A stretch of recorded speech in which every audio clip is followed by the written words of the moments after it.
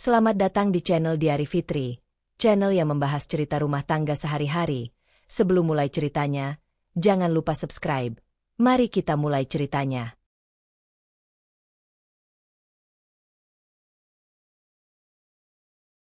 Larangan itu masih menggantung di udara. Bahkan setelah suara langkah Arga menghilang di balik pintu kamar. Diva duduk sendirian di ruang tengah. Tangannya menggenggam ponsel yang layarnya sudah lama padam. Kalimat terakhir Arga terngiang jelas. Bukan sebagai bentakan, melainkan sebagai peringatan yang dibungkus nada tenang.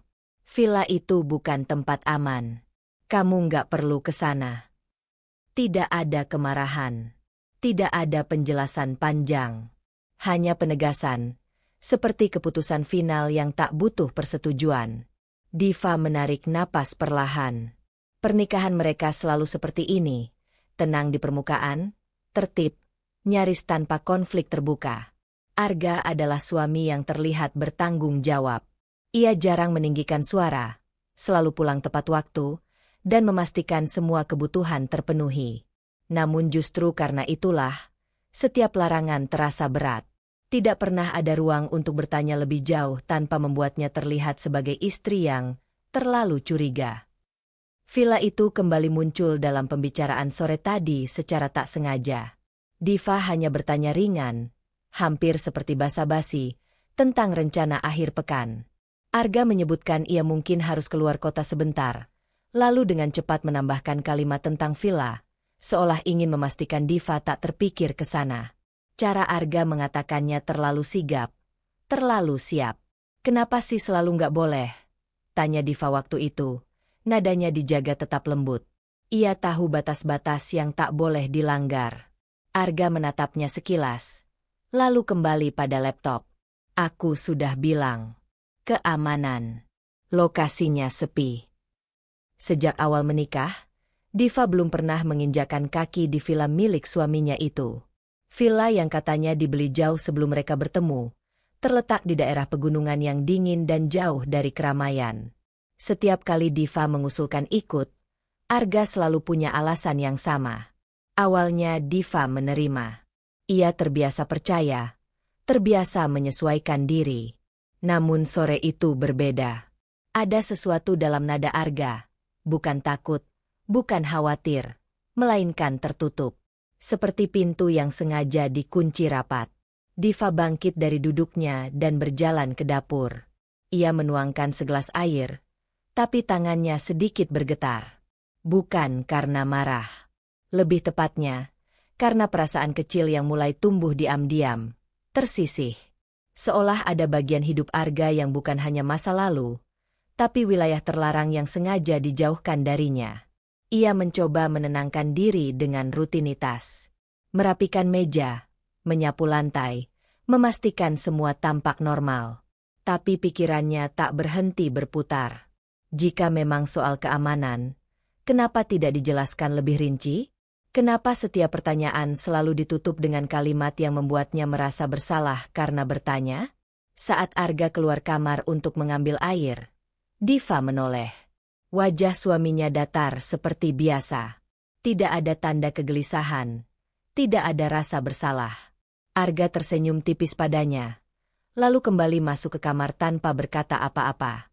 Senyum itu membuat dada Diva terasa sesak, terlalu rapi, terlalu terkendali. Diva menyadari satu hal yang selama ini luput. Ia selalu menjadi pihak yang menyesuaikan. Ia diam ketika ada hal yang mengganjal, mengalah ketika ada pertanyaan yang tak dijawab. Ia menyebutnya menjaga keharmonisan, tapi malam ini kata itu terasa asing.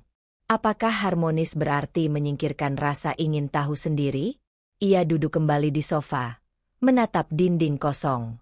Dalam diam, Diva mencoba jujur pada dirinya sendiri. Bukan villa itu yang membuatnya gelisah, melainkan sikap Arga terhadapnya. Larangan yang tak pernah disertai kepercayaan. Penjelasan yang selalu setengah. Untuk pertama kalinya, Diva membiarkan pikiran yang biasanya ia usir itu menetap. Bagaimana jika villa itu memang bukan sekadar properti? Jantungnya berdegup lebih cepat. Ia merasa bersalah bahkan hanya karena memikirkannya. Diva bukan tipe perempuan yang suka mencurigai. Tapi kecurigaan bukan datang dari luar. Ia tumbuh dari kekosongan jawaban. Malam semakin larut. Arga sudah tertidur lebih dulu. Diva tetap terjaga, menatap langit-langit kamar yang gelap. Ia mengambil ponselnya lagi, ragu sejenak, lalu membuka aplikasi peta. Jarinya berhenti di kolom pencarian. Nama lokasi villa itu masih tersimpan. Dikirim Arga bertahun lalu saat menjelaskan aset-asetnya sebelum menikah. Diva menatap nama tempat itu lama sekali. Ia belum melakukan apapun, belum menekan cari, belum mengambil keputusan besar. Namun untuk pertama kalinya, ia tidak lagi menutup rasa ingin tahunya.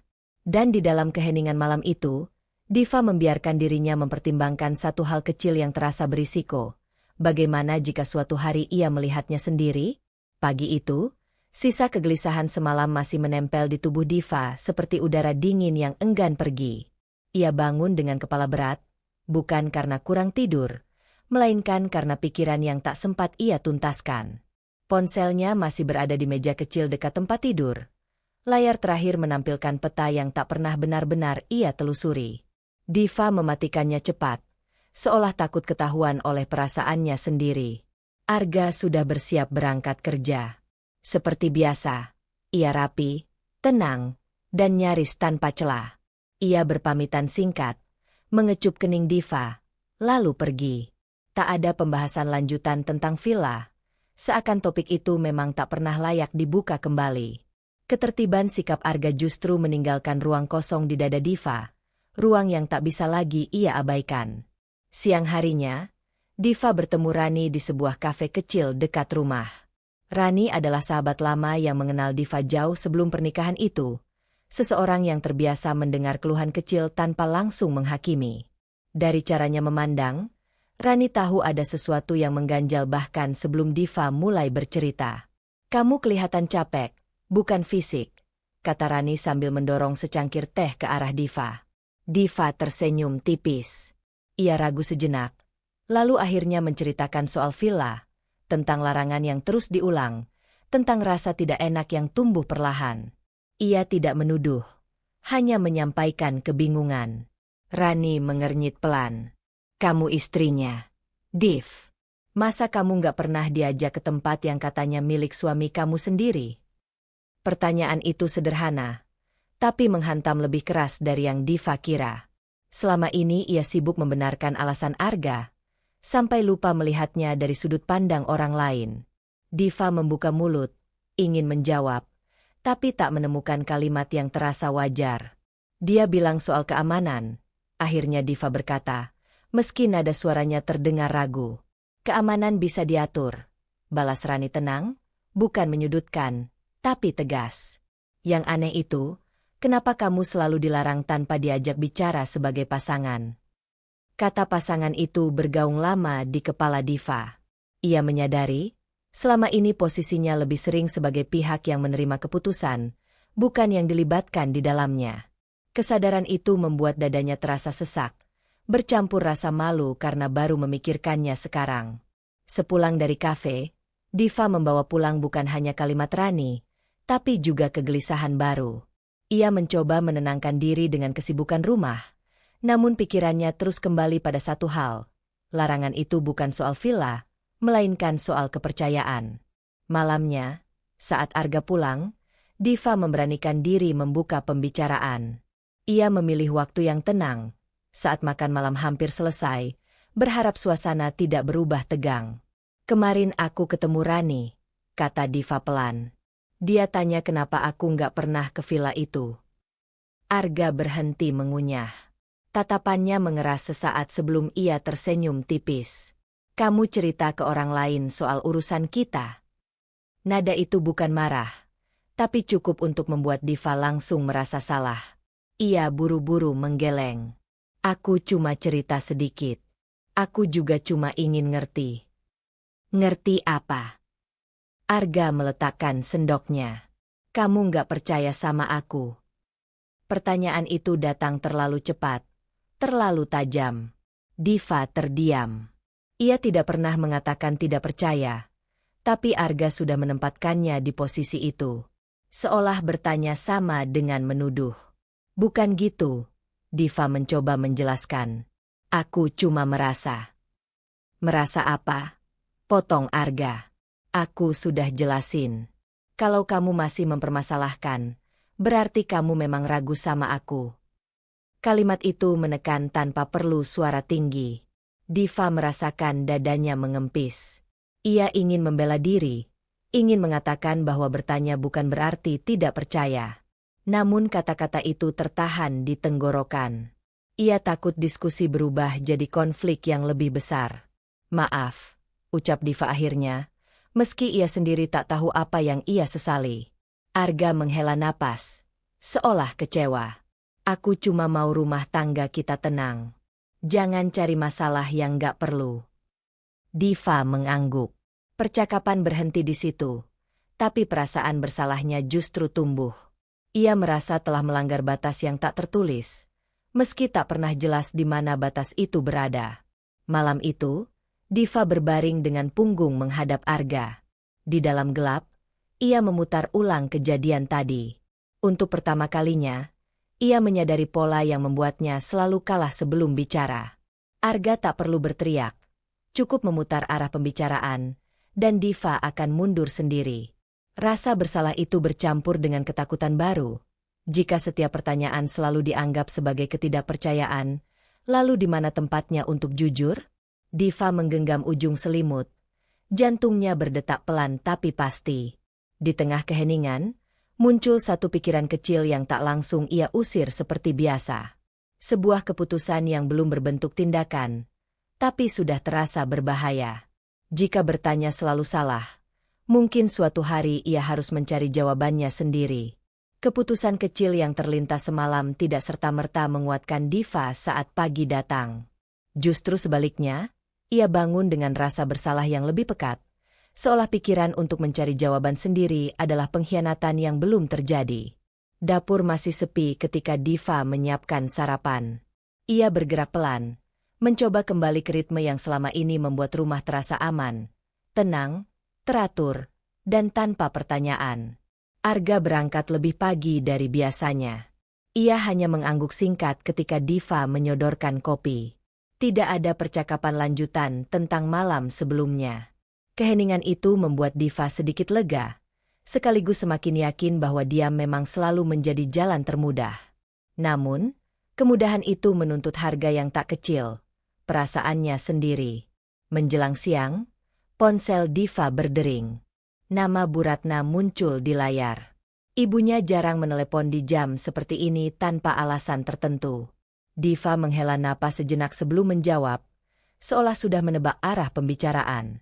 Kamu baik-baik saja?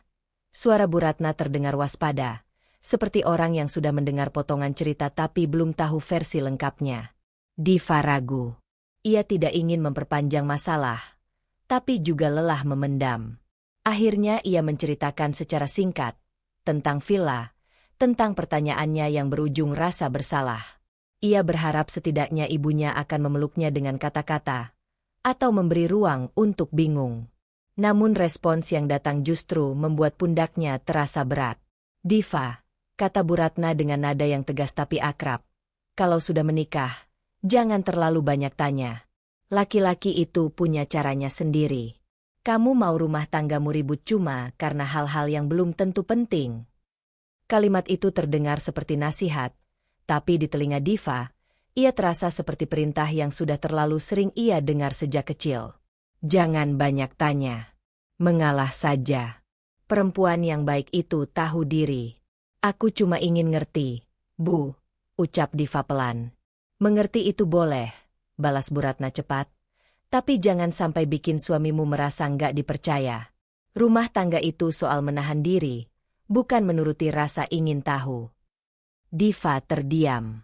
Ia tahu ibunya tidak bermaksud jahat. Bu Ratna berbicara dari pengalaman hidupnya sendiri.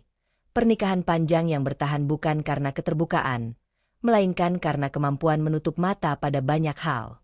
Namun justru karena itu, kata-kata tersebut menekan Diva lebih dalam. Seolah ada standar tak tertulis yang harus ia penuhi untuk disebut istri yang baik. Setelah panggilan berakhir, Diva duduk lama di tepi ranjang. Nasihat ibunya tidak menghapus kegelisahan, justru mengajarinya cara menekannya lebih dalam. Ia mencoba mengikuti saran itu. Ia berkata pada dirinya sendiri bahwa rasa ingin tahu bisa berbahaya, bahwa ketenangan lebih penting daripada kejujuran yang berisiko. Namun ada bagian dari dirinya yang memberontak dalam diam. Kenangan lama muncul tanpa diminta. Diva kecil yang diminta mengalah agar rumah tetap damai. Diva remaja yang belajar menahan protes supaya tidak dianggap pembangkang. Semua momen itu menyatu dengan situasi sekarang, membuatnya sadar bahwa pola ini bukan hal baru, hanya berganti wajah. Sore itu, Diva membereskan lemari. Ia menemukan sebuah kotak lama berisi dokumen pernikahan dan beberapa berkas penting Arga yang pernah dititipkan padanya. Ia menatap map-map itu lama, lalu menutupnya kembali. Ia tidak membukanya. Belum. Tapi fakta bahwa tangannya sempat berhenti di sana membuat dadanya berdebar. Ia merasa bersalah bahkan sebelum melakukan apapun. Rasa bersalah itu terasa familiar.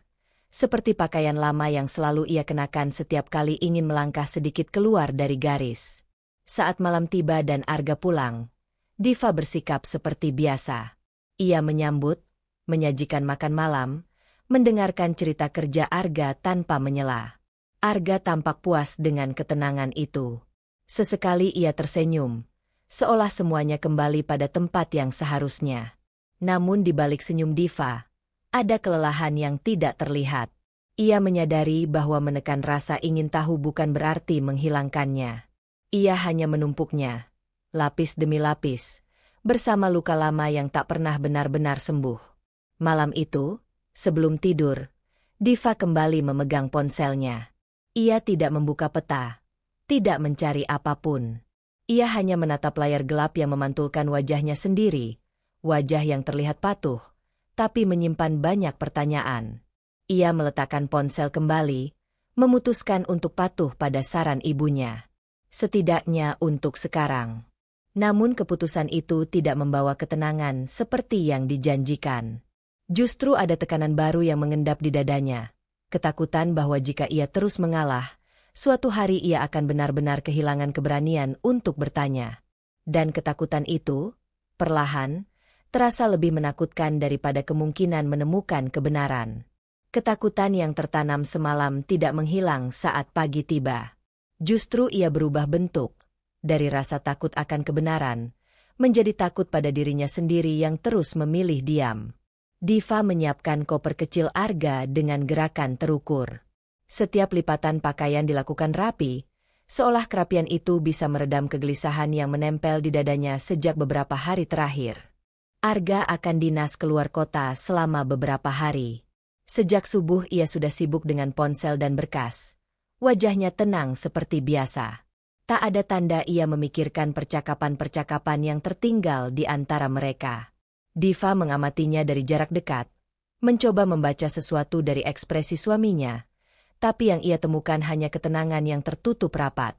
Saat koper hampir selesai, Arga menghentikan tangannya sejenak. Ia menatap Diva, bukan dengan kecurigaan, melainkan dengan keseriusan yang jarang ia perlihatkan. "Aku pergi beberapa hari," katanya pelan tapi tegas. "Kamu di rumah saja. Jangan kemana-mana." Diva mengangguk. Refleks.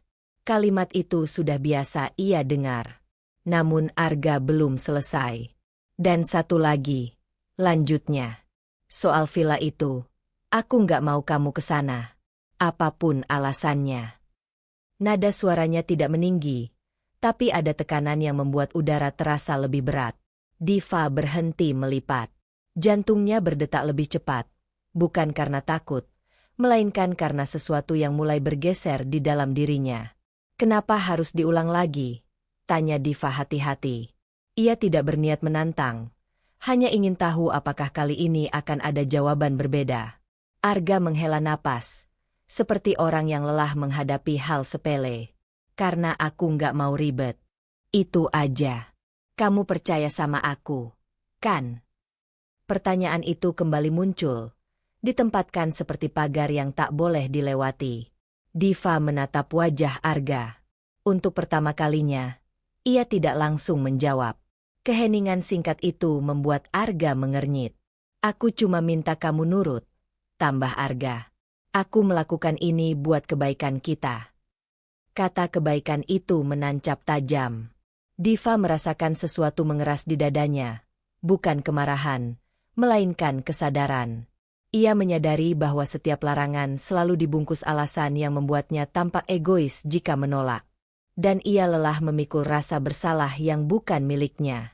Aku percaya, ucap Diva akhirnya, dengan suara yang terdengar lebih datar dari biasanya. Arga mengangguk puas, lalu kembali menutup koper. Percakapan selesai begitu saja, meninggalkan Diva dengan perasaan yang berbeda dari sebelumnya. Bukan lega, bukan pasrah. Ada denyut kecil keberanian yang mulai terasa, meski belum berbentuk apapun. Setelah Arga berangkat, rumah terasa terlalu sunyi. Diva duduk di ruang tamu, memandangi pintu yang sudah tertutup rapat. Ia mengulang kata-kata Arga dalam pikirannya. Apapun alasannya. Kalimat itu terdengar seperti garis batas yang digambar terlalu tebal, seolah ada sesuatu di baliknya yang benar-benar tak ingin ia lihat. Diva berdiri dan berjalan ke jendela. Di luar, pagi berjalan seperti biasa. Tidak ada tanda bahaya, tidak ada kekacauan. Ia bertanya-tanya, mengapa ia harus merasa takut hanya untuk mengetahui sesuatu yang seharusnya menjadi bagian dari hidupnya sendiri. Ia teringat nasihat ibunya, juga suara Rani yang mempertanyakan. Dua arah yang berlawanan itu kini bertemu di satu titik, dirinya. Untuk pertama kalinya, Diva menyadari bahwa terus menekan rasa ingin tahu tidak membuat rumah tangganya lebih aman. Ia hanya semakin menjauh dari dirinya sendiri. Siang berganti sore. Diva mencoba mengalihkan pikiran dengan membersihkan rumah, menonton televisi, membaca buku. Namun setiap kegiatan berakhir di satu pikiran yang sama. Larangan itu tidak lagi terdengar seperti perlindungan, melainkan seperti penghalang. Menjelang malam, Diva membuka laci meja kerja kecil di ruang tamu. Di sana tersimpan kunci-kunci cadangan rumah dan mobil. Ia mengeluarkan kunci mobil, memutarnya pelan di telapak tangan. Benda itu terasa lebih berat dari biasanya, bukan karena fisiknya, melainkan karena maknanya. Diva belum memutuskan apapun. Ia belum membuka peta, belum merencanakan perjalanan. Namun kali ini, ia tidak mengembalikan kunci itu ke laci. Ia meletakkannya di atas meja. Jelas terlihat, keputusan itu kecil, hampir tak berarti bagi orang lain. Tapi bagi Diva, itu adalah garis pertama yang ia tarik untuk dirinya sendiri. Bukan untuk melawan Arga, bukan untuk mencari masalah, melainkan untuk jujur pada rasa gelisah yang tak lagi bisa ia kubur. Di dalam rumah yang sunyi itu, Diva duduk memandangi kunci mobil, menyadari satu hal yang membuat napasnya sedikit bergetar. Untuk pertama kalinya, ia tidak lagi sepenuhnya patuh pada larangan. Dan kesadaran itu, entah kenapa, terasa menakutkan sekaligus membebaskan. Kunci mobil itu tidak pernah kembali ke laci. Sejak pagi, Diva merasakan getaran aneh di dadanya. Bukan lagi ragu yang menahan, melainkan dorongan yang tak bisa ia jelaskan dengan logika. Ia bangun lebih awal dari biasanya. Rumah masih sunyi, dan tidak ada pesan dari Arga selain kabar singkat bahwa ia sudah tiba di kota tujuan dinasnya. Kalimatnya singkat, formal, seperti laporan. Diva membacanya 2 kali, lalu meletakkan ponsel tanpa membalas. Keputusan itu terasa mendadak, tapi sebenarnya sudah lama tumbuh. Diva mengenakan pakaian sederhana, tidak mencolok. Tangannya sempat bergetar saat mengambil tas kecil, namun ia tidak berhenti. Ia hanya menarik napas panjang, lalu melangkah keluar rumah, menutup pintu perlahan seolah takut didengar oleh rasa bersalahnya sendiri. Perjalanan menuju villa memakan waktu hampir 2 jam. Semakin jauh mobil melaju, semakin sepi jalanan yang dilewati. Udara berubah dingin, pepohonan rapat di kanan kiri jalan, dan sinyal ponsel mulai melemah. Setiap kilometer membuat Diva bertanya-tanya, apakah ini keputusan yang salah? Namun setiap kali pikiran itu muncul, ia teringat kembali nada suara Arga yang terlalu tegas, terlalu menutup. Villa itu akhirnya terlihat dari kejauhan. Bangunan besar berwarna pucat, berdiri sendiri di tengah hamparan hijau yang sunyi. Tidak ada mobil lain di halaman. Tidak ada suara selain angin yang menggeser daun. Diva memarkir mobilnya perlahan. Jantungnya berdetak kencang. Saat ia melangkah keluar, pintu samping villa terbuka. Seorang pria paruh-baya keluar tergesa. Wajahnya berubah jelas saat melihat Diva. Ia membeku di tempat, seolah baru saja tertangkap basah melakukan sesuatu. "Ibu," katanya ragu. Nada itu bukan sapaan ramah. Lebih seperti orang yang tak yakin apakah yang dilihatnya nyata. "Saya Diva," jawabnya pelan, berusaha tenang. "Istri Pak Arga." Pria itu, Pak Wira, menelan ludah. Dari caranya memegang topi lusuh di tangannya, Diva langsung tahu, pria ini bukan tamu, bukan tetangga. Ia penjaga villa itu. Orang yang seharusnya mengenal tempat ini lebih baik dari siapapun. "Oh, iya, Bu," kata Pak Wira tergesa. "Maaf, saya kaget. Biasanya, maksud saya, Bapak jarang." Ia terdiam, menyadari kata-katanya sendiri. Wajahnya semakin tegang. Diva menangkap perubahan itu dengan jelas. Rasa takut yang tadi hanya samar, kini berubah menjadi rasa curiga yang tajam. "Jarang apa?" tanya Diva. Nadanya tetap lembut. Pak Wira menggeleng cepat. "Enggak, Bu.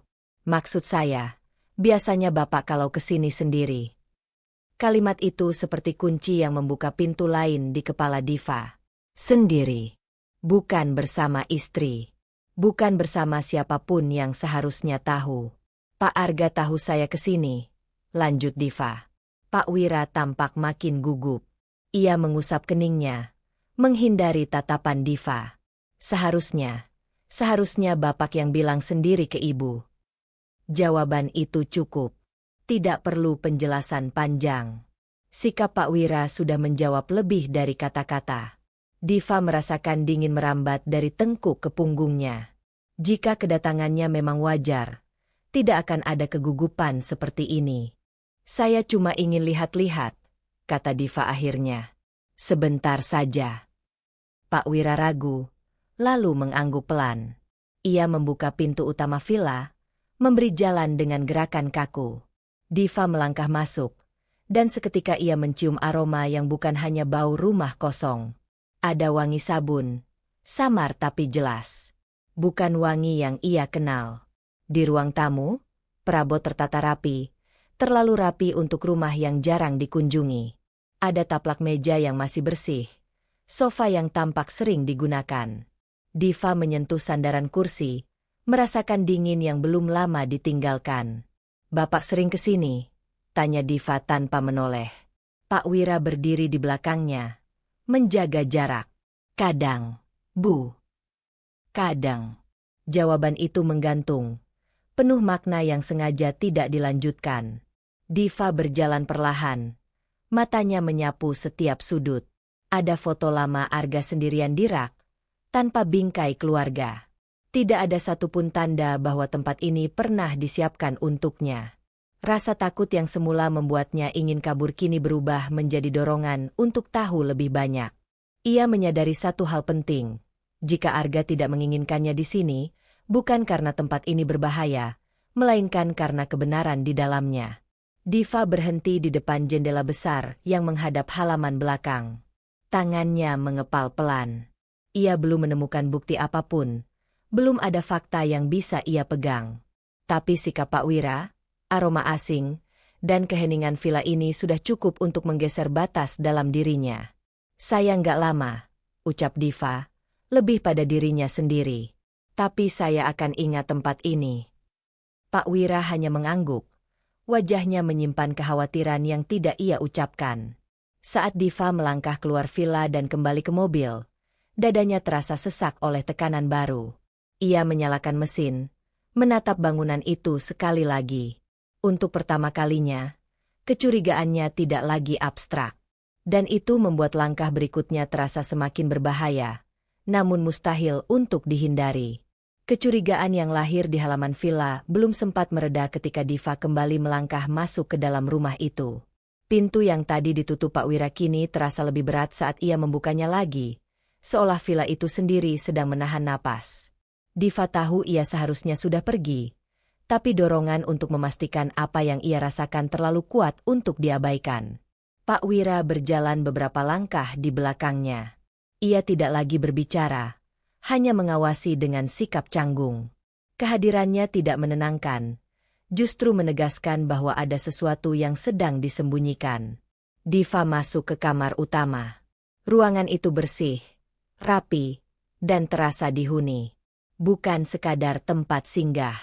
Di atas meja rias, ia melihat sisir kecil berwarna krem.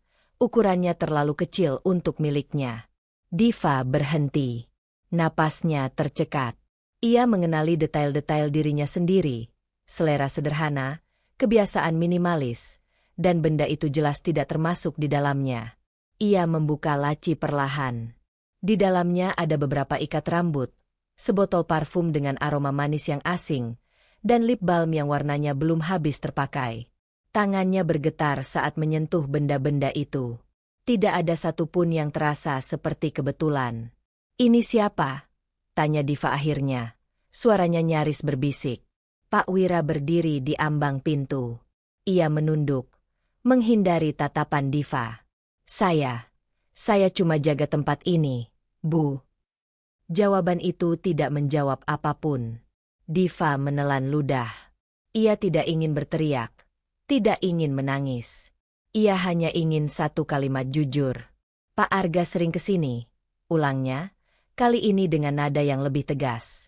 Pak Wira mengangguk pelan. "Sering, Bu." Kata itu jatuh berat. Sering. Bukan kadang. Bukan sesekali. Diva merasakan dadanya mengencang. Jika Arga sering kesini, maka semua larangan, semua alasan keamanan, hanya topeng yang ia kenakan agar Diva tidak mendekat. "Sendiri?" Diva bertanya lagi. Pak Wira ragu terlalu lama. Keheningan itu sudah cukup menjadi jawaban. Namun akhirnya ia berkata, "Kadang, tidak sendiri." Kalimat itu memecah sisa pertahanan Diva.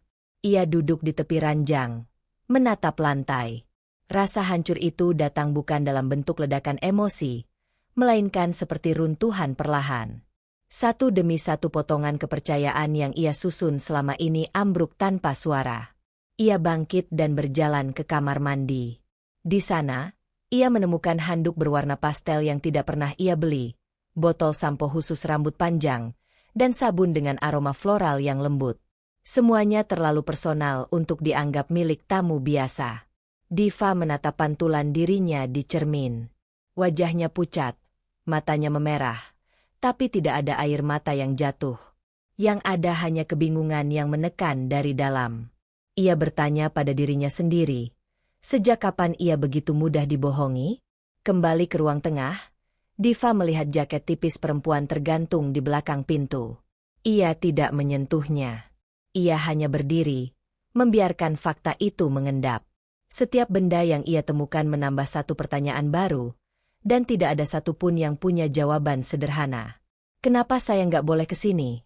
tanya Diva lagi, bukan kepada Pak Wira, melainkan pada ruang kosong di sekitarnya. Pak Wira menghela napas panjang. "Itu urusan Bapak dan Ibu, Bu. Saya nggak berani campur." Kata nggak berani itu menusuk.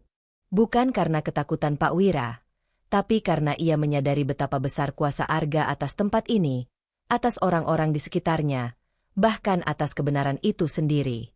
Diva mengangguk pelan. Ia tahu, jika ia memaksa, Pak Wira tetap tidak akan berbicara. Pria itu bukan penjahat, hanya saksi yang memilih selamat.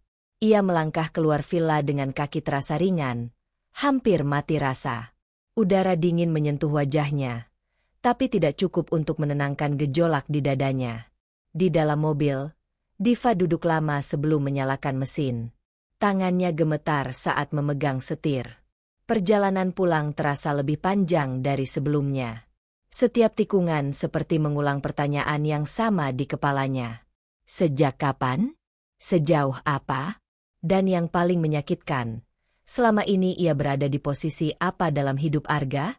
Sesampainya di rumah, Diva mematikan mesin dan tetap duduk di dalam mobil. Rumah itu tampak sama seperti saat ia pergi. Tenang, aman. Namun kini ia tahu, ketenangan itu dibangun di atas ketidaktahuannya.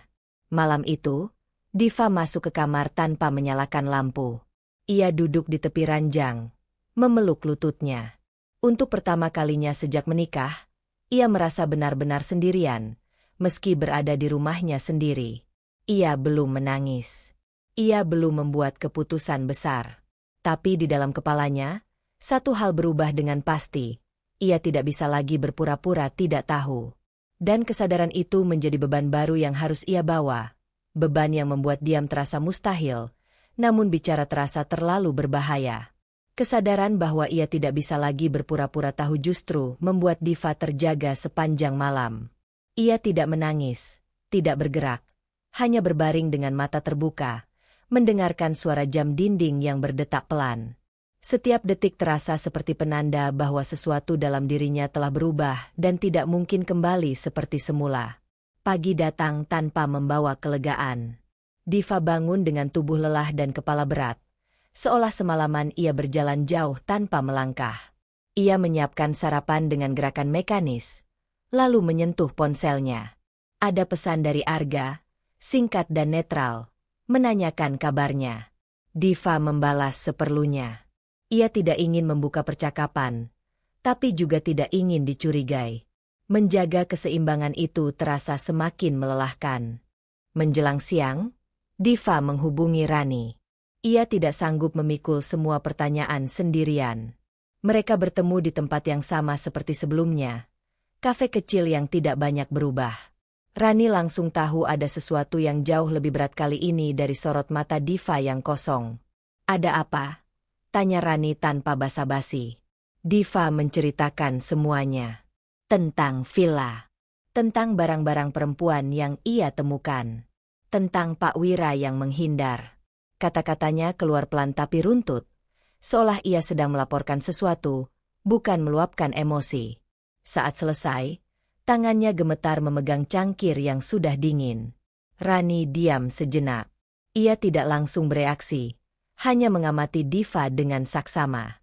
"Div," katanya akhirnya, "aku ngerti perasaan kamu, tapi sekarang kamu harus tenang." Kata itu kembali terdengar. "Tenang. Kamu jangan langsung nuduh," lanjut Rani. Nada suaranya lembut tapi tegas. "Kumpulin dulu fakta. Kalau kamu konfrontasi tanpa pegangan, Arga bisa balik nyerang kamu." Secara logika, Diva tahu Rani benar. Ia mengangguk, mencoba menerima saran itu. Namun ada sesuatu yang mengganjal. Kata tenang itu menekan dadanya dengan cara yang berbeda dari sebelumnya. "Semua orang nyuruh aku tenang," ucap Diva pelan. "Ibu, Arga, sekarang kamu juga." Rani terdiam, menyadari perubahan nada suara sahabatnya. "Aku bukan nyuruh kamu diam," Rani segera menjelaskan.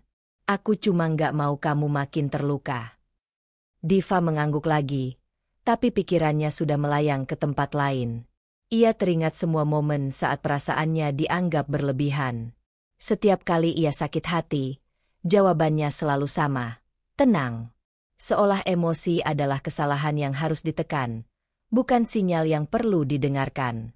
Dalam perjalanan pulang, Diva merenungkan itu semua. Rasa cemburu yang semula mendominasi perlahan bergeser. Yang membuat dadanya sesak bukan lagi bayangan perempuan lain, melainkan posisinya sendiri dalam pernikahan ini. Ia bertanya-tanya, sejak kapan perasaannya selalu diletakkan di posisi terakhir? Sore itu, Diva membuka lemari dan mengambil buku catatan lama yang jarang ia sentuh. Ia duduk di meja kecil dan mulai menuliskan apa yang ia tahu, tanggal Arga dinas, kebiasaan Arga ke villa, benda-benda yang ia lihat. Ia menulis tanpa emosi berlebihan, seperti disarankan Rani. Tapi di balik tulisan itu, ada tekad yang mulai terbentuk. Setiap baris membuatnya sadar satu hal, ia tidak sedang cemburu tanpa alasan. Ia sedang mempertanyakan kebenaran yang sengaja disembunyikan darinya. Dan lebih dari itu, ia mempertanyakan mengapa ia selalu diminta menenangkan diri saat kejujuran tidak pernah diberikan. Malamnya, Diva menerima telepon dari Bu Ratna. Ibunya menanyakan kabar dengan nada yang terlalu hati-hati. Diva menjawab singkat, tidak menceritakan apapun. Ia tidak ingin mendengar nasihat yang sama lagi. Kali ini, ia memilih menyimpan kebenaran untuk dirinya sendiri. Setelah panggilan berakhir, Diva duduk di tepi ranjang. Ia menatap catatan di tangannya. Untuk pertama kalinya, ia melihat situasi ini bukan sebagai istri yang takut kehilangan suami, melainkan sebagai perempuan yang mulai mempertanyakan harga dirinya sendiri. Jika ia terus tenang, terus menahan, apa yang tersisa dari dirinya? Pertanyaan itu menekan lebih keras dari rasa cemburu manapun. Dan tekanan itu mendorongnya pada keputusan kecil berikutnya. Keputusan yang terasa berisiko, tapi perlu. Ia akan mengamati lebih cermat, tidak hanya Arga, tapi juga dirinya sendiri. Diva menutup buku catatan itu dan menyimpannya di tempat yang aman. Malam itu, ia berjanji pada dirinya sendiri untuk tidak lagi menenangkan perasaannya hanya demi membuat orang lain nyaman. Dan janji itu, meski sunyi, terasa seperti awal dari sesuatu yang tidak bisa ia hentikan lagi. Perjalanan menuju villa terasa lebih panjang dari biasanya. Diva menyetir dengan tangan yang kaku, seolah setiap tarikan napasnya harus diatur agar tidak pecah di tengah jalan. Dampak dari percakapan dengan Rani belum juga surut. Kata tenang masih bergema, bukan sebagai nasihat, melainkan sebagai luka lama yang disentuh ulang. Ia tidak lagi sekadar cemburu. Ada sesuatu yang lebih dalam, lebih menyakitkan. Perasaan bahwa selama ini, perasaannya selalu diminta menepi demi kenyamanan orang lain. Gerbang villa terbuka tanpa suara. Udara sore menggantung dingin, membawa bau pinus dan tanah lembab. Diva memarkir mobilnya di tempat yang sama seperti kunjungan sebelumnya. Kali ini, langkahnya lebih mantap, meski jantungnya berdebar keras. Ia tidak datang untuk mencari pembenaran. Ia datang karena tidak sanggup lagi hidup di antara dugaan. Pintu villa tidak terkunci. Diva mendorongnya perlahan. Ruang tamu terlihat lebih hidup dari sebelumnya. Ada bunga segar di vas, bukan pilihan Diva. Di sofa, tergeletak syal tipis berwarna krem. Diva mengenali kain itu bukan miliknya, bukan juga sesuatu yang pernah ia lihat di lemari rumahnya. Dadanya mengencang. Tapi ia memaksa diri untuk melangkah lebih jauh. Cari siapa? Suara itu datang dari arah dapur. Perempuan itu muncul dengan santai, mengenakan kaos longgar dan celana rumah.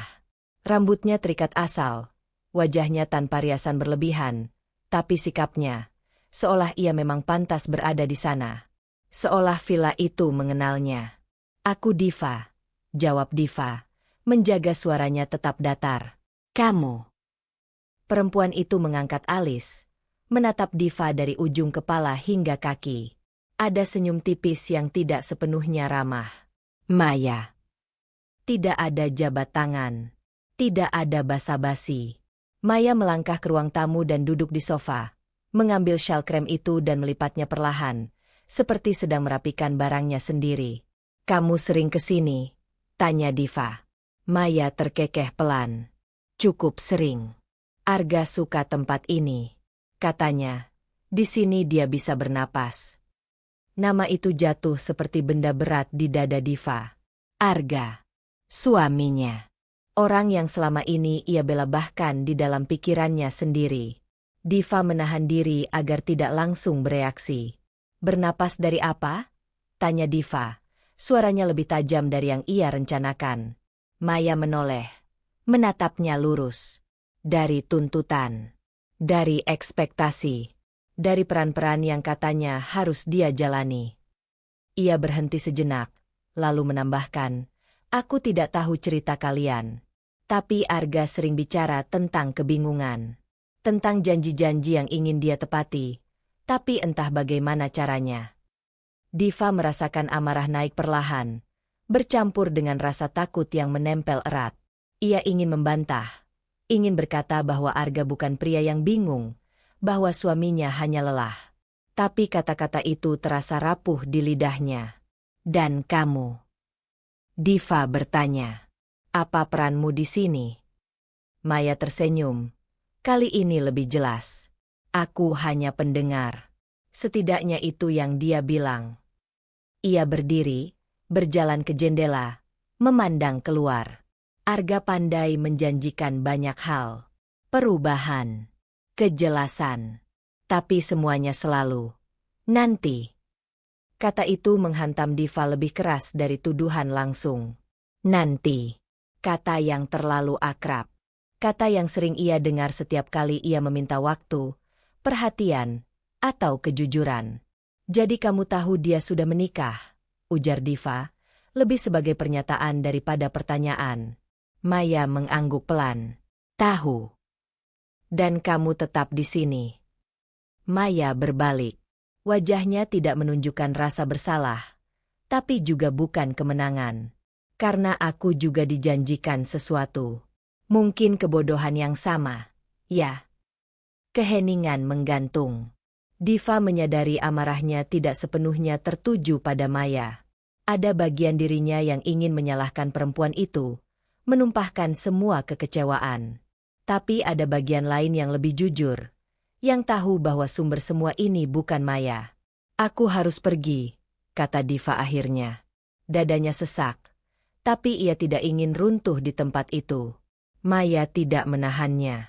Kalau boleh saran, katanya pelan, jangan percaya pada kata-kata yang tidak pernah diikuti tindakan. Diva melangkah keluar tanpa menoleh lagi. Di halaman, langkahnya terhenti sejenak. Marah dan takut beradu di dalam dirinya. Marah karena merasa diinjak. Takut karena kebenaran yang mulai terbuka terasa terlalu besar untuk ditanggung. Saat masuk ke mobil, tangannya gemetar. Ia menyalakan mesin, tapi tidak langsung pergi.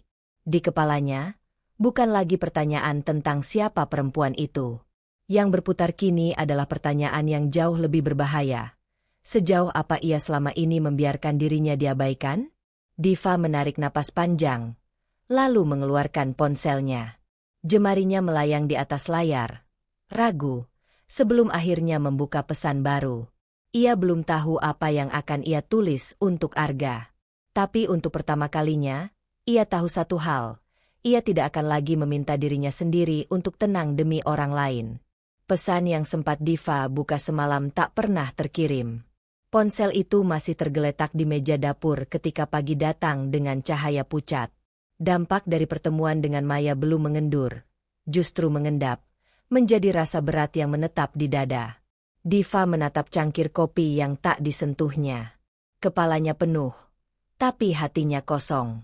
Untuk pertama kalinya sejak menikah, ia merasa tidak mengenali fondasi hidupnya sendiri. Ia kembali ke villa bukan karena keberanian, melainkan karena dorongan yang tak bisa ia jelaskan. Ada sesuatu yang belum tuntas. Ada satu orang yang sejak awal bersikap gugup setiap kali melihatnya. Pak Wira. Jika kebenaran memang ada, pria itulah yang menyimpannya paling lama. Pak Wira sedang menyapu halaman saat Diva tiba. Begitu melihat mobil Diva, sapunya berhenti. Wajahnya berubah tegang. Lebih jujur daripada kata-kata yang pernah ia ucapkan. Bu Diva, sapa Pak Wira pelan. Tidak ada senyum. Tidak ada basa-basi. Kita bicara sebentar, Pak, kata Diva. Suaranya tenang, terlalu tenang untuk isi dadanya yang bergetar. Mereka duduk di bangku kayu dekat teras. Villa itu sunyi, seperti ikut menahan napas. Pak Wira menunduk lama sebelum bicara. Seolah setiap kata adalah beban yang akhirnya tak sanggup lagi ia pikul. Saya minta maaf, katanya. Harusnya dari dulu saya bilang. Diva tidak menyela. Ia belajar dari rasa sakit semalam. Jangan buru-buru, jangan menyerang. Biarkan kebenaran muncul apa adanya. Pak Arga sering kesini, lanjut Pak Wira. Bukan cuma akhir-akhir ini. Sudah lama. Jauh sebelum ibu menikah. Kata-kata itu masuk perlahan, lalu menghantam. Diva merasakan sesuatu runtuh di dalam dirinya, seperti bangunan yang selama ini berdiri di atas pasir. Ia mengangguk, memberi isyarat agar Pak Wira melanjutkan. Dan, biasanya beliau datang dengan Mbak Maya, kata Pak Wira. Suaranya bergetar. Dari dulu, dunia Diva menyempit. Bukan karena teriakan atau tangisan, melainkan karena kesadaran yang terlalu telak. Sejak sebelum pernikahan. Artinya, bukan kesalahan sesaat. Bukan kebetulan. Ada garis waktu yang paralel, berjalan bersamaan dengan kisah cintanya, dan ia tidak pernah menjadi pusatnya. Kenapa Bapak tidak bilang? Tanya Diva akhirnya. Ada luka di suaranya, tapi tidak ada amarah. Pak Wira menghela napas panjang. Pak Arga minta saya diam. Katanya ini urusan pribadi. Saya cuma penjaga. Saya pikir, bukan tempat saya ikut campur. Diva tersenyum pahit. Betapa sering alasan itu ia dengar dalam hidupnya. Bukan tempat saya. Bukan urusan saya. Selalu ada ruang kosong tempat tanggung jawab ditinggalkan. Ia berdiri perlahan. Kakinya terasa ringan, hampir tidak menapak tanah. Terima kasih sudah jujur, Pak, katanya. Tidak ada dendam di matanya, hanya kelelahan yang dalam. Di perjalanan pulang, Diva tidak menangis. Air matanya seperti mengering sebelum sempat jatuh. Yang ada hanya perasaan hampa. Pernikahan yang ia jaga dengan kesetiaan ternyata dibangun di atas kebohongan yang rapi. Setiap kenangan manis kini terasa mencurigakan. Setiap janji terdengar seperti pengulangan dari kata nanti. Di rumah, ia duduk di tepi ranjang. Lemari pakaian Arga terbuka sedikit, memperlihatkan kemeja-kemeja yang ia setrika sendiri. Tangannya gemetar saat menyentuh kain itu. Ia membayangkan Arga tersenyum di villa, mengucapkan kata-kata yang sama padanya dan pada Maya, tanpa pernah benar-benar memilih. Ponselnya bergetar. Nama Arga muncul di layar. Diva tidak mengangkatnya. Bukan karena ia ingin menghindar selamanya, tapi karena ia tahu, jika ia bicara sekarang, ia akan bicara dari luka, bukan dari pijakan yang kokoh. Ia belum punya kepastian emosional. Ia belum tahu apa yang ia inginkan selain satu hal, tidak lagi mengkhianati dirinya sendiri. Ia mengirim pesan singkat. Jarinya dingin saat menekan layar. Aku butuh waktu. Jangan cari aku dulu. Pesan terkirim. Keputusan kecil, tapi risikonya nyata. Diva menutup ponsel dan menarik napas panjang. Ia belum siap menghadapi Arga, tapi ia juga tidak akan berpura-pura semuanya baik-baik saja. Di dalam keheningan rumah, Diva berdiri dan mengambil tas kecil. Ia tidak tahu kemana akan pergi. Hanya tahu bahwa diam di tempat yang sama akan menghancurkannya. Untuk pertama kalinya, ia melangkah tanpa persetujuan siapapun, dan justru itulah yang membuat jantungnya berdebar lebih keras. Tas kecil itu masih berada di samping kaki Diva ketika ia duduk di kafe yang nyaris kosong. Dampak dari pesan yang ia kirim pada Arga semalam belum benar-benar reda. Ada getar tipis yang menetap di dadanya, campuran antara lega dan takut. Ia tidak pulang ke rumah. Ia memilih ruang netral, tempat ia tidak harus menjadi istri yang menunggu atau perempuan yang menjelaskan. Pintu kafe terbuka. Andre masuk sambil menepuk-nepuk saku jaketnya, mencari ponsel. Diva mengenalnya sebagai rekan kerja Arga, orang yang beberapa kali makan malam bersama mereka. Sikap Andre selalu santai, terlalu santai untuk seseorang yang sering menyaksikan dinamika rumah tangga orang lain. Diva. Andre terkejut melihatnya. Aku kira kamu lagi di luar kota. Diva tersenyum tipis. Aku juga kira begitu. Andre tertawa kecil, lalu memesan kopi. Ia duduk tanpa diminta, seperti kebiasaan orang yang merasa akrab karena sering berada di sekitar. Diva membiarkannya. Ia tidak berniat menggali apapun, tapi juga tidak ingin menghindar lagi. Arga kemarin kelihatan capek, kata Andre sambil menunggu pesanannya. Katanya rumah lagi ribet. Kata ribet itu menusuk. Diva menatap meja, menahan dorongan untuk membela diri atau menyerang. Ia ingin mendengar.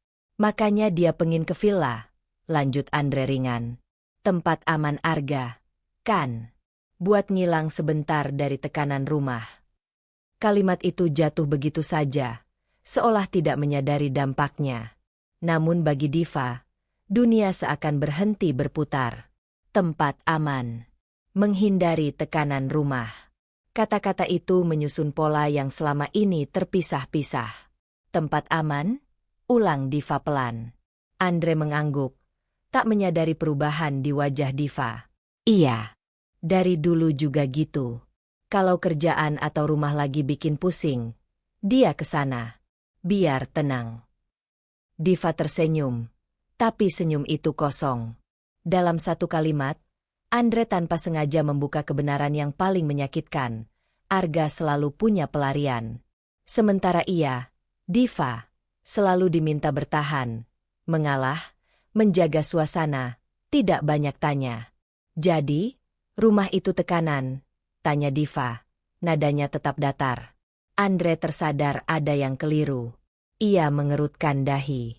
Maksudku bukan kamu, Div. Kadang kan hidup aja yang berat. Diva mengangguk.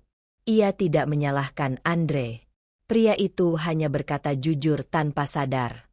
Dan kejujuran itulah yang membuat Diva akhirnya memahami posisinya sendiri.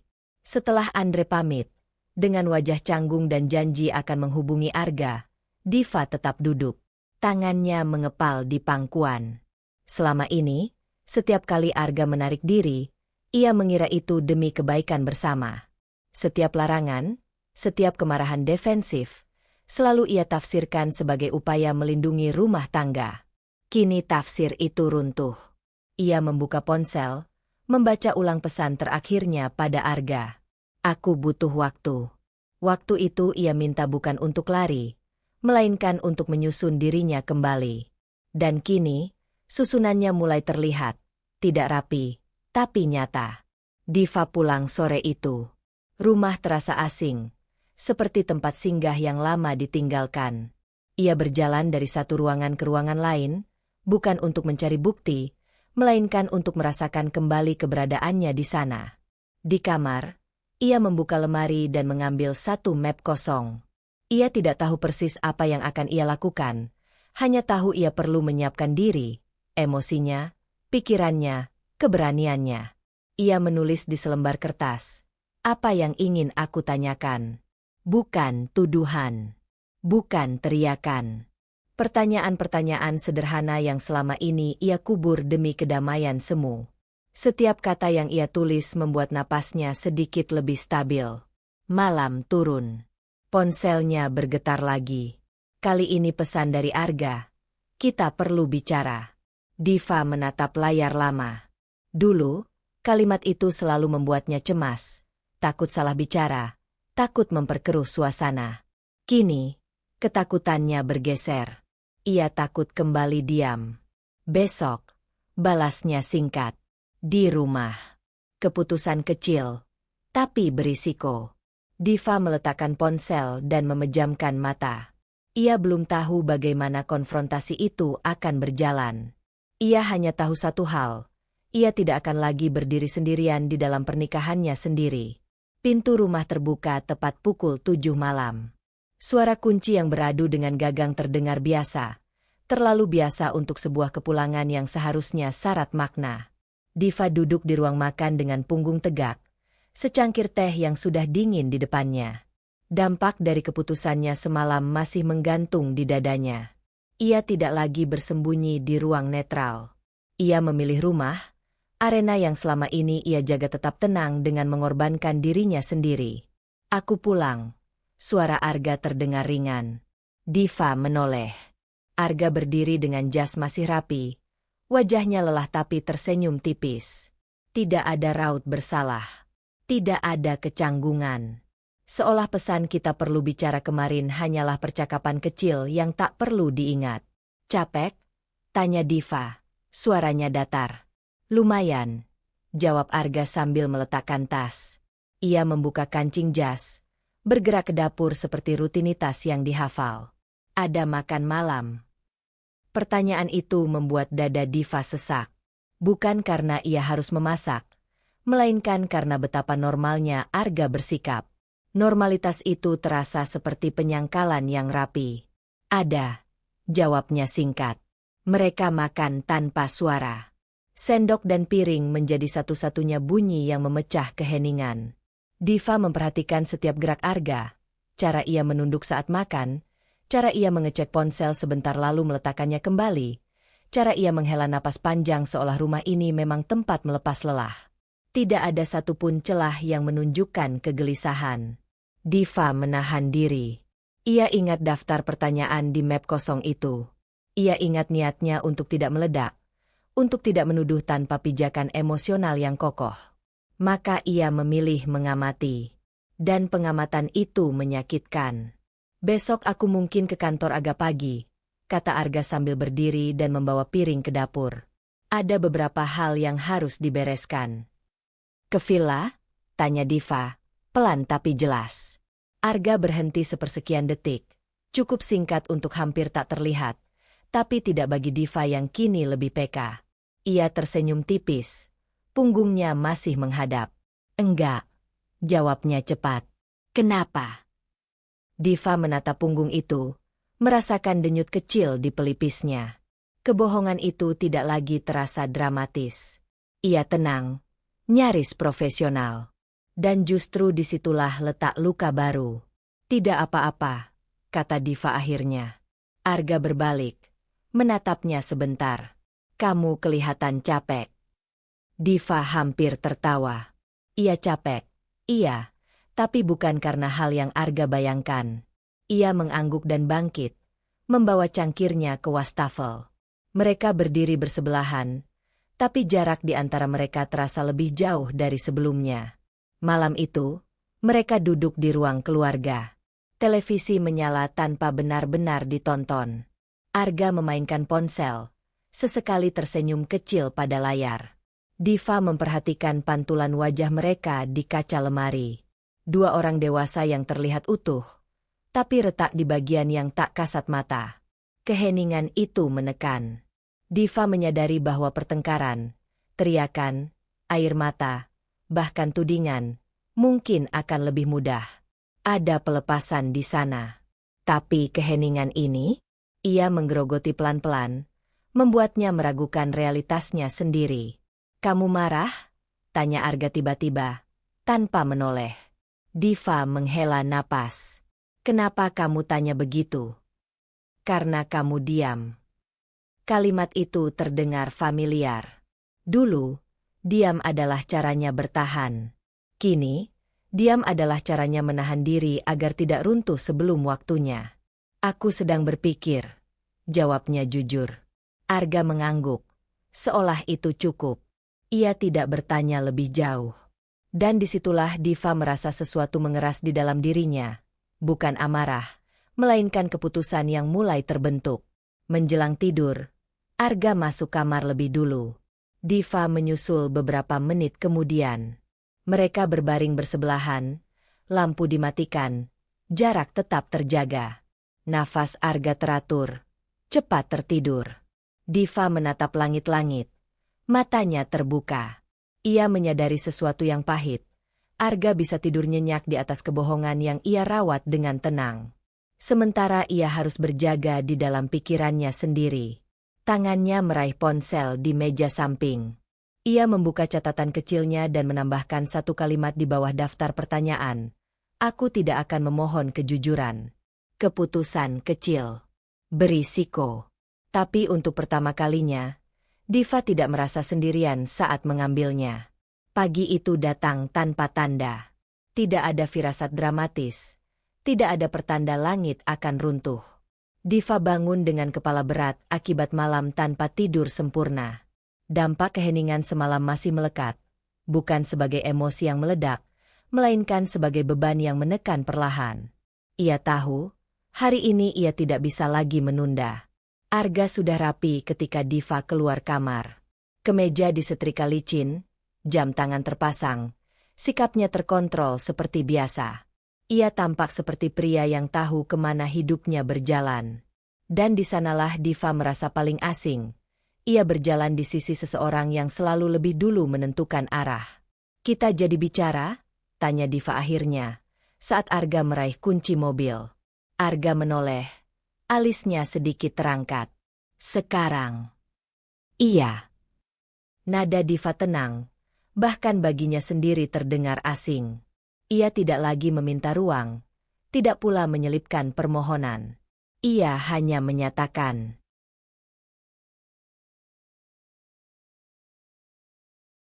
Arga menarik napas, lalu meletakkan kunci di meja. "Oke." Mereka duduk berhadapan di ruang makan. Meja itu pernah menjadi tempat canda kecil dan rencana akhir pekan. Kini, ia terasa seperti garis batas. Diva menautkan jari-jarinya di atas meja, merasakan dinginnya permukaan kayu menenangkan telapak tangannya. "Aku sudah ke villa," kata Diva. Kalimat itu jatuh bersih, tanpa pengantar.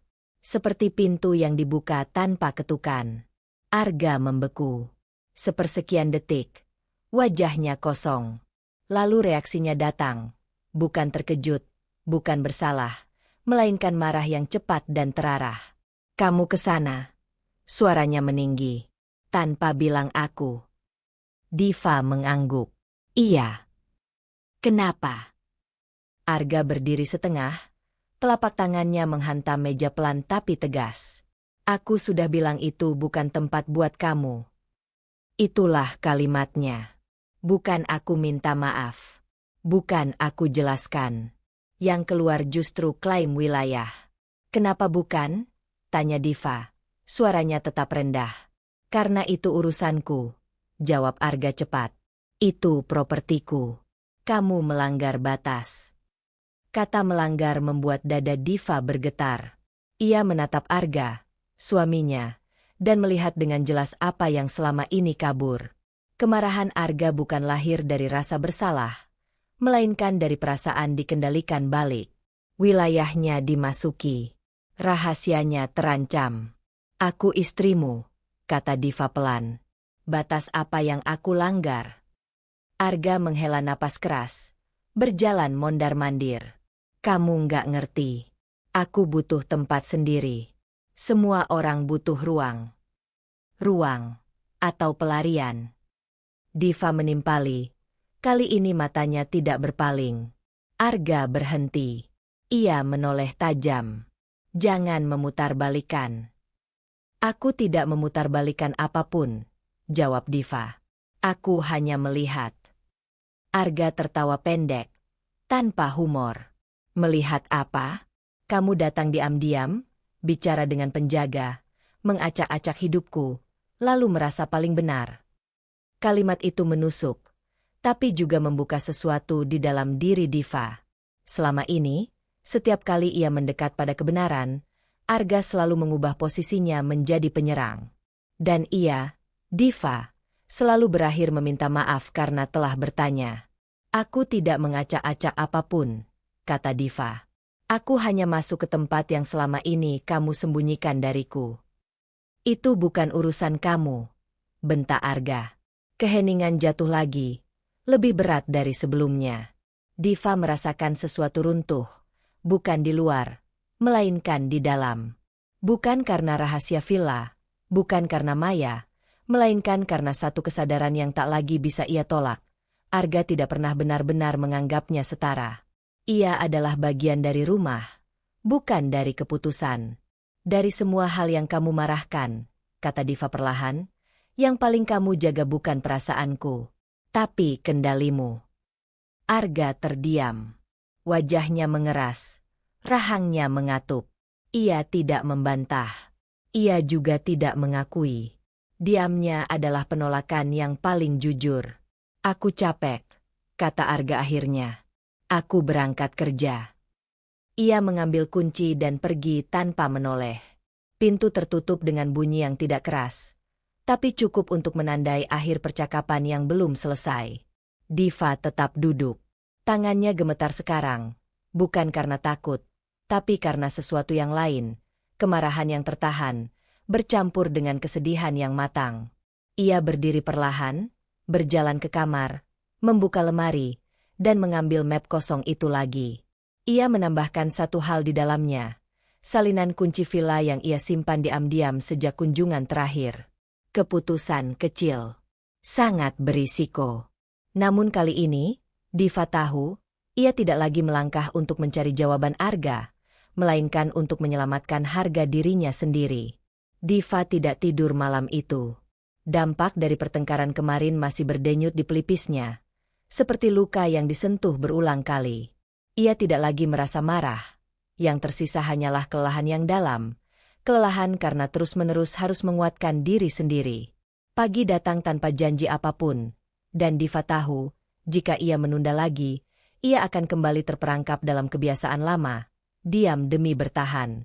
Arga pulang sore hari dengan wajah datar.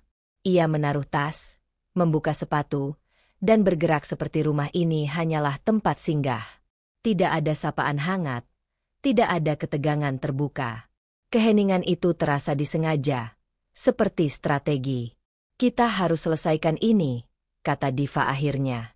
Arga menoleh, menghela napas pendek. Aku capek, Div. Aku juga, jawab Diva. Tapi capekku bukan alasan untuk terus dibungkam. Arga duduk, menyandarkan punggungnya. Sikapnya defensif, tapi terkendali. Ia terlihat seperti seseorang yang sudah menyiapkan argumen, bukan empati. Aku ketemu Maya, kata Diva. Nama itu menggantung di udara. Arga tidak langsung bereaksi. Hanya alisnya yang sedikit bergerak. Lalu kembali tenang. Reaksi yang terlalu rapi. Dan Pak Wira bilang kamu sudah sering ke villa bersamanya, lanjut Diva. Bahkan sebelum kita menikah. Arga menghela napas panjang, lalu mengusap wajahnya. Aku tahu ini akan keluar juga. Itu saja, suara Diva bergetar. Tidak ada penjelasan, tidak ada rasa bersalah.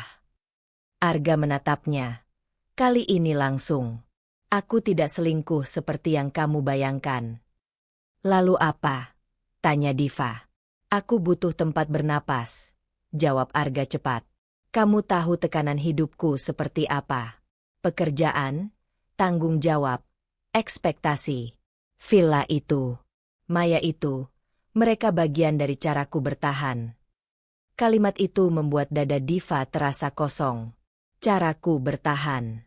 Seolah semua pilihan Arga adalah kebutuhan yang tak bisa diganggu-gugat. Dan aku? Tanya Diva pelan. Aku bagian dari apa? Arga terdiam sejenak. Kamu istriku. Itu peran, kata Diva. Bukan posisi. Arga menggeleng. Nada suaranya mulai meninggi. Kamu terlalu membesar-besarkan.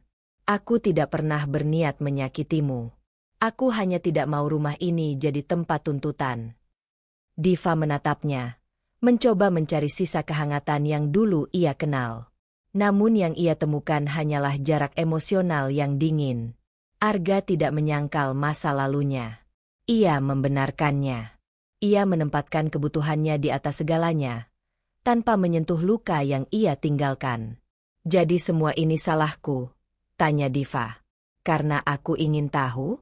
Karena aku ingin dianggap ada? Aku tidak bilang begitu, jawab Arga, tapi nada suaranya tidak menyangkal.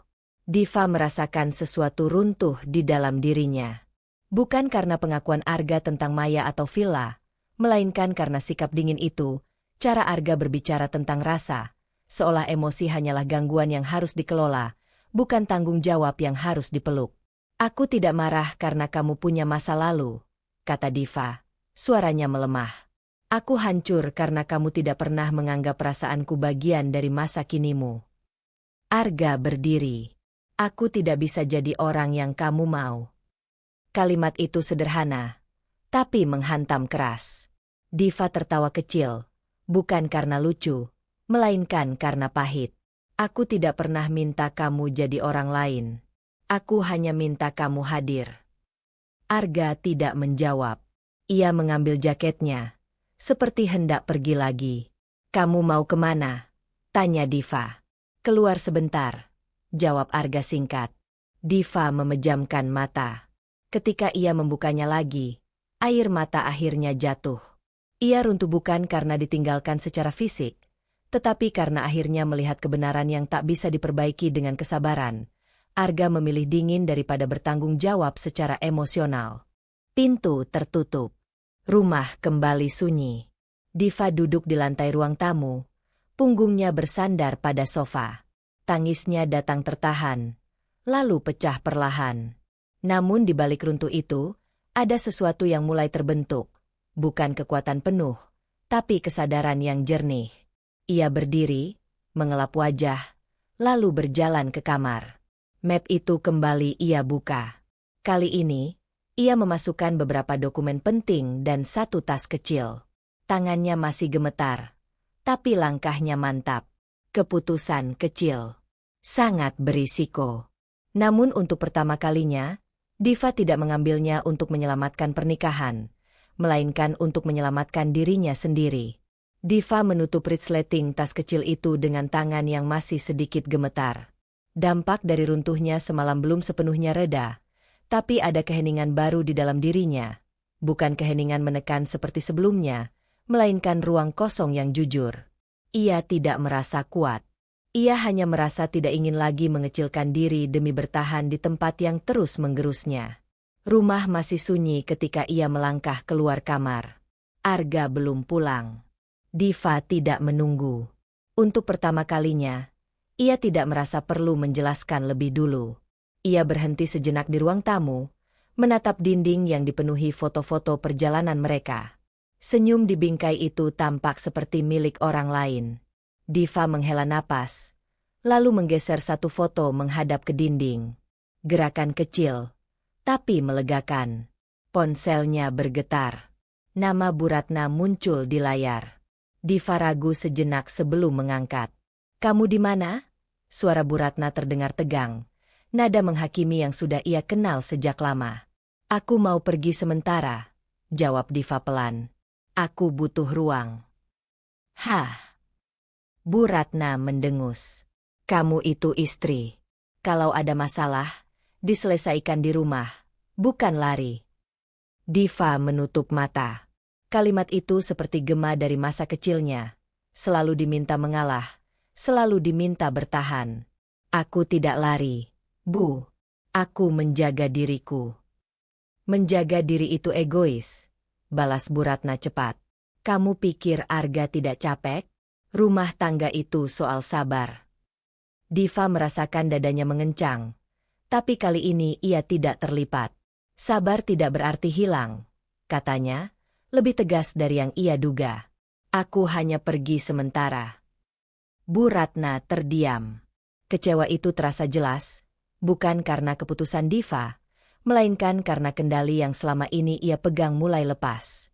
"Ibu tidak setuju," katanya dingin. "Aku tahu," jawab Diva. Ia mengakhiri panggilan sebelum kata-kata itu kembali melukainya. Di luar, Rani sudah menunggu di dalam mobil. Sahabatnya itu turun begitu melihat Diva. Matanya penuh perhatian tanpa perlu banyak tanya. Rani memeluknya erat. Pelukan yang tidak menuntut penjelasan. "Kamu yakin?" tanya Rani lembut. Diva mengangguk. "Aku tidak bisa tinggal dan terus merasa kecil." Rani tersenyum tipis. "Aku bangga sama kamu." Kalimat sederhana itu membuat mata Diva kembali panas. Mereka berkendara tanpa musik. Keheningan kali ini tidak menekan. Ia memberi ruang bagi Diva untuk merasakan kehilangan tanpa tenggelam di dalamnya. Sementara itu, Arga pulang ke rumah yang berbeda.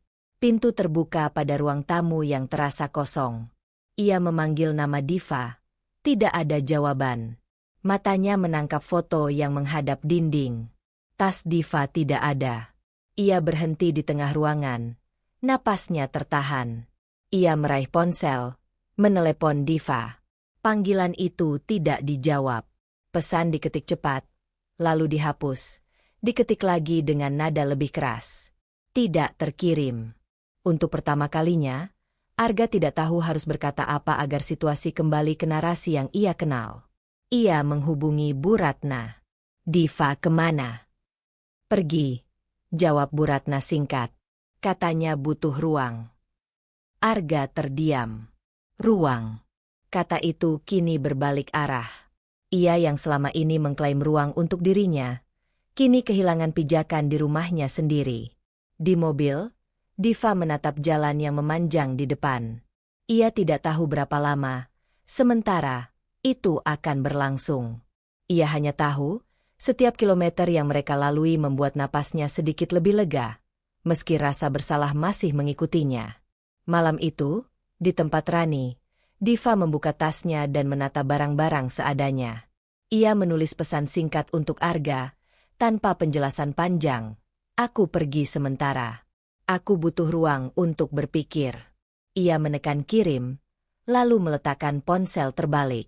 Keputusan kecil, berisiko, dan penuh konsekuensi. Namun di tengah ketidakpastian itu, Diva merasakan sesuatu yang belum pernah ia rasakan sebelumnya. Kendali atas hidupnya sendiri, meski masih rapuh. Pagi itu tidak membawa kelegaan yang dramatis. Diva bangun dengan tubuh lelah dan dada yang masih berat. Dampak dari hari-hari penuh keputusan yang menguras emosi. Di kamar tamu rumah Rani, cahaya matahari masuk pelan lewat celah tirai. Tidak ada rasa menang. Tidak ada pula rasa kalah. Yang ada hanya kesadaran tenang. Babak ini memang harus ditutup. Rani sudah menyiapkan teh di meja kecil. Ia tidak banyak bicara, seolah paham bahwa hari ini Diva tidak butuh nasihat, hanya kehadiran. Diva duduk, memeluk cangkir hangat itu, merasakan tangannya tidak lagi gemetar seperti hari-hari sebelumnya. Aku mau ketemu Arga, kata Diva akhirnya. Rani menatapnya, tidak terkejut. Kamu yakin? Diva mengangguk. Bukan untuk bertengkar. Aku cuma ingin selesai. Mereka berpisah di depan sebuah kafe kecil, tempat netral, tanpa sejarah. Arga sudah menunggu. Wajahnya tampak lebih kusut dari terakhir kali mereka bertemu. Matanya lelah, tapi masih menyimpan kebiasaan lama, mencoba mengendalikan situasi dengan ketenangan buatan. Kamu kelihatan baik-baik saja, kata Arga membuka percakapan. Diva tersenyum tipis. Aku sedang belajar jujur pada diriku sendiri. Mereka duduk berhadapan. Tidak ada jarak fisik yang jauh, tapi ada jarak emosional yang kini jelas bentuknya. Diva tidak lagi ingin menjembataninya sendirian. Aku tidak datang untuk menuntut, kata Diva. Dan aku juga tidak datang untuk memaafkan. Arga mengerutkan kening. Lalu, untuk menutup, jawab Diva. Dengan tenang. Arga menarik napas, seolah menyiapkan pembelaan.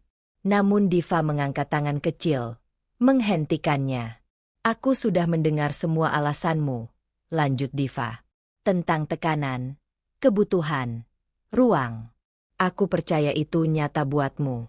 Tapi aku juga nyata. Dan selama ini, aku tidak pernah benar-benar dihitung. Arga terdiam. Tidak ada sangkalan. Tidak ada pengakuan penuh. Diamnya kali ini bukan strategi, melainkan kebingungan. Aku tidak ingin hidup dalam hubungan yang membuatku mengecil, kata Diva, suaranya stabil. Aku tidak ingin mengawasi diriku sendiri hanya supaya kamu merasa nyaman. Kamu mau cerai? Tanya Arga pelan. Pertanyaan itu tidak lagi menakutkan. Diva mengangguk. Iya. Tidak ada air mata saat itu. Yang ada justru rasa hampa yang jujur. Arga menunduk, mengusap wajahnya. Untuk pertama kalinya, ia tidak mencoba mengendalikan narasi. Ia kehabisan kalimat yang bisa mengubah posisi Diva. Aku tidak membencimu, kata Diva. Aku juga tidak ingin membalas apapun. Aku hanya ingin berhenti berbohong pada diriku sendiri. Arga menatapnya lama. Aku tidak menyangka kamu akan sejauh ini. Diva tersenyum kecil. Aku juga tidak. Tapi aku belajar. Arga. Dan belajar itu tidak selalu indah. Mereka berpisah tanpa pelukan. Tanpa janji akan berteman. Tanpa drama. Hanya dua orang yang akhirnya mengakui bahwa mereka berjalan di arah yang berbeda. Siang itu, Diva menemui Bu Ratna. Tidak untuk meminta izin, melainkan untuk memberitahu. Kekecewaan Bu Ratna masih ada, tapi kali ini Diva tidak memikulnya sebagai beban. Ibu berharap kamu berubah pikiran, kata Bu Ratna dingin. Aku berharap ibu suatu hari bisa melihatku sebagai diriku sendiri, jawab Diva lembut. Bukan sebagai peran. Ia pamit dengan sopan, tanpa menunggu restu yang tidak akan datang. Sore hari, Diva kembali ke rumah yang dulu ia tinggalkan. Ia mengambil barang-barangnya yang tersisa. Tidak ada lagi dorongan untuk mengingat setiap sudut. Ia menutup pintu dengan perasaan yang aneh, bukan lega sepenuhnya, tapi selesai. Malamnya, Diva berjalan sendirian di trotoar kota. Lampu-lampu menyala, orang-orang berlalu. Hidup terus bergerak, tanpa menunggu siapapun siap. Diva berhenti sejenak, mengatur napas. Rasa sakit itu masih ada. Ia tidak berpura-pura sembuh. Namun kini, rasa sakit itu tidak lagi disangkal atau ditekan. Ia diakui. Ponselnya bergetar. Pesan dari Rani, aku di sini kalau kamu butuh. Diva tersenyum. Ia membalas singkat. Terima kasih sudah percaya padaku, bahkan saat aku ragu. Ia melangkah lagi. Untuk pertama kalinya, langkah itu tidak diarahkan oleh larangan, ketakutan, atau peran yang harus dijaga. Langkah itu datang dari pilihan. Diva belum tahu seperti apa hidupnya ke depan. Tapi ia tahu satu hal, ia tidak lagi berjalan sebagai istri yang patuh pada kebohongan yang rapi, melainkan sebagai perempuan yang memilih dirinya sendiri, dengan luka, dengan keberanian yang masih rapuh, dan dengan kejujuran yang akhirnya utuh. Jika cerita ini menyentuh hatimu, jangan lupa klik tombol like dan tuliskan pendapatmu di kolom komentar. Kamu menonton dari daerah mana?